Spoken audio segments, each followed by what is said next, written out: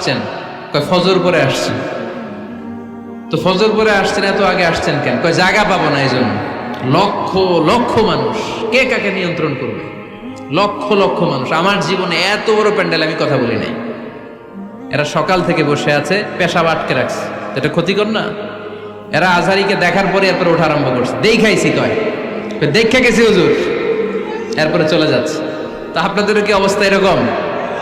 হ্যাঁ, আচ্ছা ঠিক আছে। তো রান্নার প্রশংসা নিয়ে যে মজার গল্পটা আপনাদের শোনাতে চাই, এদিকে তাকান, মনোযোগী হন। আমার ওয়াজ শুনে এক লোক মনে মনে নিয়ত করছে যে আয়রে, জীবনে তো রান্নার প্রশংসা করলাম না, আজকে রান্নার প্রশংসা করব। তো মাহফিল শেষে বাসায় গেছে, স্ত্রী তাকে খাবার দিয়েছে, স্বামী খাবার খায় আর মিটি মিটি হাসে। স্ত্রী বলে, এই মাহফিল শুনে আসছো, রাত বাজে 12টা, খাচ্ছ ভালো কথা, হাসো কেন? তো স্বামী বলে, হাসি এর কারণ হচ্ছে তোমার রান্নাটা আজকে এত মজা হয়েছে না জীবনে, আজকে বাড়াই বাড়াই পেতেছে তো, জীবনে এত মজার রান্না খাই নাই। রান্না মজা হয়েছে শুই না। স্ত্রী তো রেগে গেছে, কি গত 10 বছর ধরে তোমারে রান্না করে খাওয়াই, একদিনও রান্নার প্রশংসা করলা না, আর আজকে পাশের ঘরের ভাবি একটু গরুর গোশতের তরকারি পাঠাইছিল বাটিতে করে, পাশের ঘরের ভাবি একটু আমাদের বাড়িতে তরকারি পাঠাইছিল, তো ওই তরকারি দিয়েই তোমাকে খাবার দিছি, আজকে রান্না টান্না আমি করি নাই। তো ওই বেটির রান্না তোমার এত ভাল লাগছে, এই 10 বছরে একদিনও কইলা না, আজকে এটা কইলা, খাও খাও, তোমার মজার খাও, আর রান্ধুম না। তো প্রশংসা করলে বুঝে শুনে করবেন, একটু এনশিওর হবেন যে রান্নাটা করছিল কে। তা না হইলে কিন্তু ঘরে চুলায় আগুন জ্বলবে না, টানার রোজা রাখা লাগবে, ঠিক কিনা? তো 4 নাম্বার গেল এপ্রিসিয়েশন, একটু এপ্রিসিয়েশন দিবেন। আল্লাহর হাবিব সব সময় স্ত্রীদের প্রশংসা করতেন। সেই বুখারীর বর্ণনা, আল্লাহর হাবিব বলেন, ইন্না ফাদলা আয়েশা আলান নিসা কাফাদলি সারিদ আলা সাইরিত তাআম। আরব ভূখণ্ডের মধ্যে সব খাবারের উপরে সারিদ খাবার যেমনি সেরা, দুনিয়ার সব নারীদের মধ্যে আমার আয়েশা তেমনি সেরা। সারিদ একটা খাবার আছে। আমি যখন মিশরে পড়তাম আল আজহার ইউনিভার্সিটিতে, আমাদের ইউনিভার্সিটিতে সরকারের পক্ষ থেকে সরকারিভাবে খাবার দেয়া হতো। আমাদের খাবারের খরচ বহন করতেন ওমানের সুলতান কাবুস। এই গত 3-4 দিন আগে ইন্তেকাল করেছেন। নাম শুনছেন আপনারা? প্রায় 40 বছরেরও বেশি মনে হয়, 45 বছর বা 50 বছরের লম্বা সময় উনি ওমানের প্রেসিডেন্ট ছিলেন। উনি আমাদের খাবারের খরচটা বহন করতেন। কিছুদিন আগে ইন্তেকাল করেছেন। আমরা ওনার জন্য দোয়া করি, আল্লাহ তাআলা এই সুলতান কাবুসের জীবনের গুনাহগুলো মাফ করে নিক, ওনার সমস্ত খেদমত আল্লাহ কবুল করে নিক। তো আমাদের আল আজহার ইউনিভার্সিটির হোস্টেলে ঈদের দিন একটা খাবার দিত, এটার নাম ছিল সারিদ। রুটি আর গোশত এগুলোকে ম্যাশড করে একটা স্তর বানাতো, এটা কেটে কেটে আমাদেরকে দিত, এটাকে বলে সারিদ। আরব দেশে সবচেয়ে দামি খাবার। আমাদের দেশে যেমনি পোলাও, গরুর রেজালা, রোস্ট, এগুলো খুব উন্নত খাবার ধরা হয়, বিয়েতে সার্ভ করা হয়। আরব দেশে ওইটাকে বলে সারিদ, শ্রেষ্ঠ খাবার। আল্লাহর হাবিব বললেন, সব খাবারের মধ্যে যেমনি সারিদ সেরা, নারীকুলের মধ্যে তেমনি আমার আয়েশা সেরা। দেখেন কেমনে এপ্রিসিয়েট করতেন। আম্মা জান আয়েশাকে তিনি সব সময় আদর করে হামায়রা বলে ডাকতেন। হামায়রা মানে লাল সুন্দরী বউ। কি সুন্দরী? আম্মা জান আয়েশা রেগে গেলে গাল দুটো আনার ফলের মতো লাল হয়ে যেত, এজন্য ডাকতেন, ও আমার লাল সুন্দরী বউ। সুবহানাল্লাহ কইতে পারলেন না? আবার আম্মাজান খাদিজাতুল কুবরা তাহেরা রাদিয়াল্লাহু তাআলা আনহার ব্যাপারে বলতেন, ইন্নী ক্বাদ রুজিকতু হুব্বাহা। সহিহ মুসলিমের বর্ণনায় তিনি বলতেন, খাদিজার ভালোবাসা আল্লাহ তাআলা আমার হৃদয়ে রিজিক হিসেবে দিয়েছে। আওয়াজ করে পড়েন আল্লাহু আকবার। তো এইজন্য এপ্রিসিয়েট করবেন। 5 নাম্বার হচ্ছে আপনার ভালোবাসা স্ত্রীকে প্রকাশ করুন। এক ছাদের নিচে আজীবন বসবাস, 20 বছর হয়ে গেছে এদের সংসার, একদিনও মুখ ফুটে বলতে পারে নাই তোমারে ভালোবাসি। পারছেন? হ্যাঁ, কে কে পারছেন? দেখে হাত তোলেন। হাত অর্ধেক তুলে আবার নামায়, ভেজাল আছে, ঠিক কিনা? ভালোবাসি বলছিলেন? কারে বলছিলেন? ভাবিকে না গার্লফ্রেন্ডকে? হ্যাঁ, স্ত্রীকে বলবেন, নিজের স্ত্রীকে বলবেন আই লাভ ইউ। কি বলবেন? কথা বুঝে না বোধহয়। কি বলবেন? সবাই বলেন কি বলবেন? মুরব্বী একজনও কয় না, কয় এতদিন কইছি না, অহনো কম না। তিরমিজির বর্ণনা দেখেন, বিশ্বনবী যে আই লাভ ইউ বলতো তার দলিল শুনেন। সাহাবারা জিজ্ঞেস করলেন, ইয়া রাসূলুল্লাহ মান আহাব্বুন নাসি ইলাইক, ও নবী কারে সবচেয়ে বেশি ভালোবাসেন? Who do you love the most? নবী কাকে সবচেয়ে বেশি লাভ করেন আপনি? সাহাবারা প্রশ্ন করলেন, ইয়া রাসূলুল্লাহ কাকে লাভ করেন বেশি? আল্লাহর হাবিব সাল্লাল্লাহু আলাইহি ওয়াসাল্লাম বললেন আয়েশা, আয়েশা রে। সুবহানাল্লাহ কইবেন না? সাহাবারা বললেন ওমিনার রিজাল, পুরুষদের মধ্যে কারে বেশি পছন্দ করেন? বিশ্বনবী বললেন আবুহা, আয়েশার বাবা রে। সাইয়েদনা আয়েশা রাদিয়াল্লাহু তাআলা আনহার বাবার নাম কি?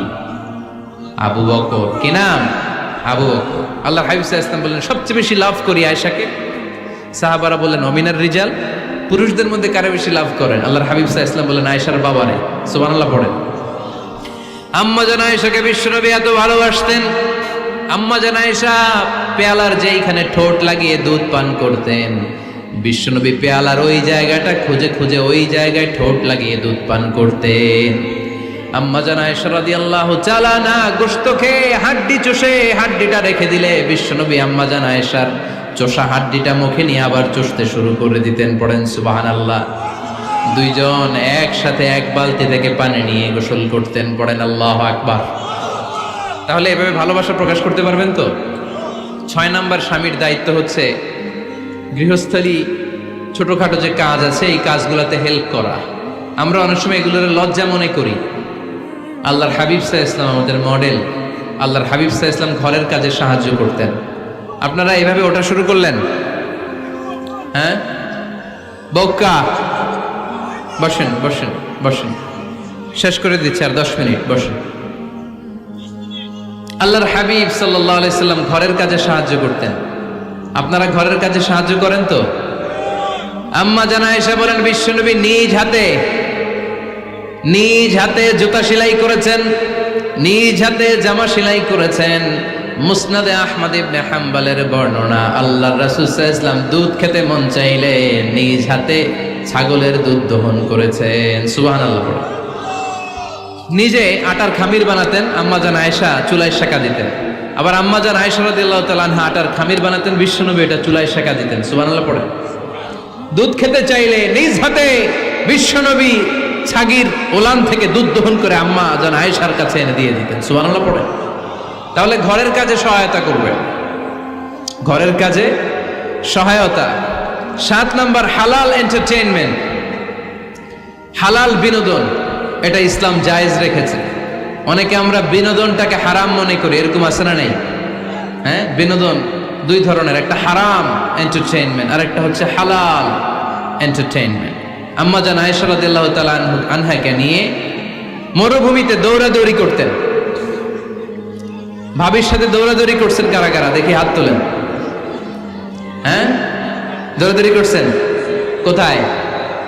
যৌতুকের লেগে হেতেরে দৌড়াইছেন? হেতি বাসাল্লাই দিছে দৌড়, এই দৌড়াদৌড়ি না। আম্মা জান আয়েশা রাদিয়াল্লাহু তাআলা আনহার সাথে বিশ্বনবী মরুভূমিতে দৌড়াদৌড়ি করেছেন। বলেছেন আয়েশা দেখো কে কার আগে ওই খেজুর বাগান ধরতে পারে, তুমি আগে না আমি আগে। একবার বিশ্বনবী জিতলেন, তার 7 বছর পরে প্রথমে আম্মা জান আয়েশা রাদিয়াল্লাহু তাআলা আনহা ওই দৌড়ে জিতলেন। তার 7 বছর পরে বিশ্বনবী জিতে আম্মা জান আয়েশাকে হারায় দিলেন। পড়েন সুবহানাল্লাহ। ঈদের দিন আম্মা জান আয়েশাকে হাবাসী সাহাবাদের তীর আর বল্লম দিয়ে যে খেলা চলতেই খেলা দেখাতেন। সুবহানাল্লাহ পড়েন। বিশ্বনবী খেলা দেখাতেন আম্মা জান আয়েশাকে।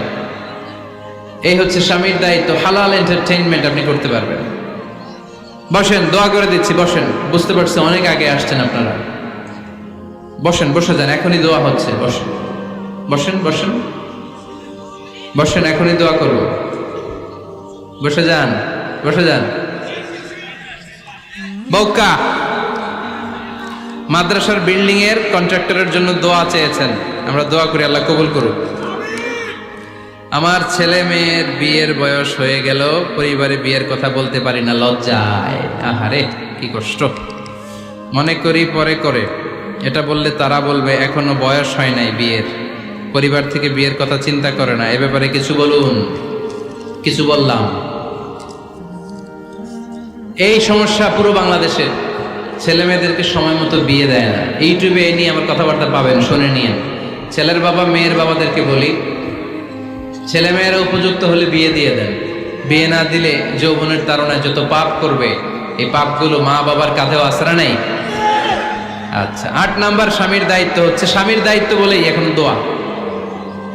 স্ত্রীর মতামতের গুরুত্ব দিবেন। অনেক স্বামী আছে বাজার করতে গেলে নিজের যেটা মন চায় ওইটাই কিনে, আশ্রা নাই। নিজে গরু খাবে, খাসি খাবে, খালি ওইটাই কিনে। আপনার বউ হয়তো পছন্দ করে আচার, পছন্দ করে জলপাই, আমড়া, এগুলো আনে না, আশ্রা নাই। খোঁজ খবর নিবে।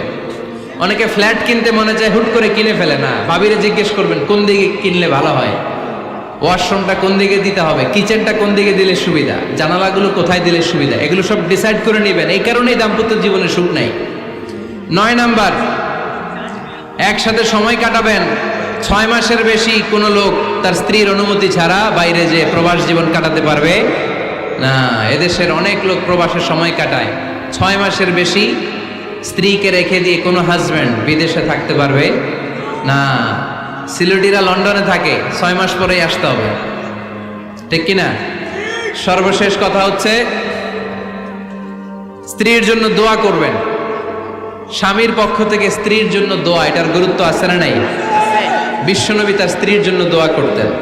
স্ত্রীর জন্য দোয়া করবেন, রব্বানা হাব লানা মিন আজওয়াজিনা ওয়া যুররিয়াতিনা কুররাতা আ'য়ুন ওয়াজআলনা লিল মুত্তাকিনা ইমামা। ও আল্লাহ, আমার স্ত্রীদেরকে, আমার সন্তানদেরকে আমার চক্ষু শীতলকারী বানিয়ে দেন। পড়েন আমিন।